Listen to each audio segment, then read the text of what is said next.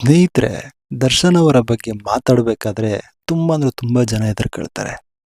ಆಕ್ಟರ್ಸ್ಗಳು ಆಗಿರ್ಬೋದು, ಸಾಮಾನ್ಯ ಜನರು ಆಗಿರ್ಬೋದು. ಯಾಕೆಂದ್ರೆ ಟ್ರೋಲ್ ಆಗ್ಬಿಡ್ತೀವಿ. ಬರೀ ಟ್ರೋಲ್ ಅಲ್ಲ ಸ್ವಾಮಿ, ನೆಗೆಟಿವ್ ಟ್ರೋಲ್ ಆಗ್ಬಿಡ್ತೀವಿ. ನೆಗೆಟಿವ್ ಟ್ರೋಲ್ ಆಗ್ಬಿಟ್ರೆ ನಾವು ತಲೆ ಎತ್ಕೊಂಡು ತಿರುಗಾಡಕ್ಕಾಗಲ್ಲ ಹೊರಗಡೆ ಅನ್ನೋ ಒಂದು ಉದ್ದೇಶದಿಂದ ತುಂಬ ಜನ ಮಾತಾಡೋಕ್ಕೆ ಹಿಂದೆ ಸರಿತಾರೆ. ಎಸ್, ನೀವು ನೋಡಿರ್ಬೋದು, ಡಿ ಬಾಸ್ ಅವರು ಮೊದಲು ಜೈಲ್ಗೆ ಹೋಗ್ತಾರಲ್ವಾ, ಆ ಒಂದು ಟೈಮ್ನಲ್ಲಿ ತುಂಬ ಜನ ಸ್ಟಾರ್ಗಳಿಗೆ ಮೈಕ್ಗಳು ಹಿಡಿದ್ರು ಮೀಡಿಯಾದವರು.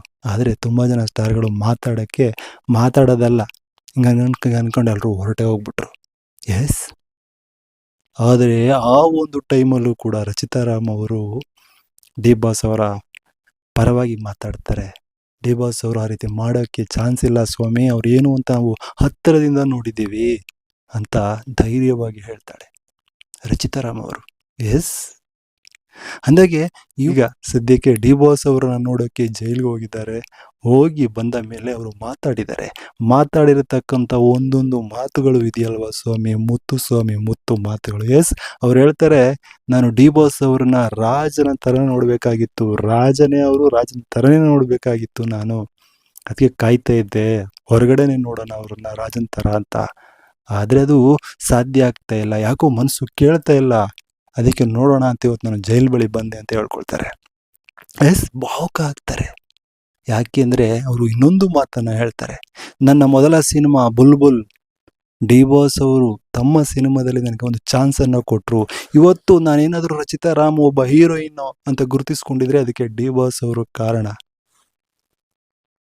ಅವ್ರನ್ನ ನಾವು ಯಾವತ್ತೂ ಮರೆಯೋಕ್ಕಾಗಲ್ಲ. ಅವ್ರು ಯಾವತ್ತೂ ದೇವರಿದ್ದಂಗೆ ನನಗೆ ಅದೇ ಒಂದು ಸ್ಥಾನದಲ್ಲಿ ಇರ್ತಾರೆ ಅನ್ನುವಂಥ ಭಾವುಕತೆಗೆ ಒಳಗೊಂಡು ಮಾತುಗಳನ್ನು ಆಡ್ತಾರೆ, ಭಾವುಕರಾಗ್ತಾರೆ. ಎಸ್, ರಚಿತಾ ರಾಮ್ ಅವರು ನಿಜವಾಗ್ಲೂ ಅವ್ರ ಮಾತುಗಳನ್ನು ಕೇಳೋಕ್ಕೆ ಒಂದು ಸಂಭ್ರಮ ಎಲ್ರಿಗೂ. ಅವರು ಡಿ ಬಾಸ್ ಅವರ ಮೇಲೆ ಇಟ್ಟಿರ್ತಕ್ಕಂಥ ಪ್ರೀತಿ ಇದೆಯಲ್ವಾ, ಅವ್ರು ಇವಾಗಲೂ ಹೇಳ್ತಾರೆ, ಡಿ ಬಾಸ್ ಅವರನ್ನು ನಾನು ಹತ್ತಿರದಿಂದ ನೋಡಿದ್ದೇನೆ, ಅವರು ಆ ರೀತಿ ಮಾಡೋಕ್ಕೆ ಚಾನ್ಸ್ ಇಲ್ಲ, ನನಗೆ ಇವಾಗಲೂ ಕೂಡ ನಂಬಿಕೆ ಬರ್ತಾ ಇಲ್ಲ. ಆದರೆ ಮುಂದೆ ಕಾನೂನು ಏನು ಮಾಡುತ್ತೆ, ಕಾನೂನು ಏನು ಹೇಳುತ್ತೆ, ಕೋರ್ಟಲ್ಲಿ ಏನು ತೀರ್ಪು ಬರುತ್ತೆ, ಅದಕ್ಕೆ ಕಾಯ್ದು ನೋಡ್ತಾ ಇದ್ದೀವಿ ಅನ್ನುವಂಥ ಅವರ ಮಾತುಗಳಿದೆಯಲ್ವಾ, ಆ ಒಂದು ಮಾತುಗಳಿಗೆ ಡಿ ಬಾಸ್ ಅಭಿಮಾನಿಗಳು ಮುಂದೇನೂ ಕಾಯ್ತಾರೆ, ಯಾವಾಗಲೂ ಕೂಡ ಕಾಯ್ತಾನೆ ಇರ್ತಾರೆ.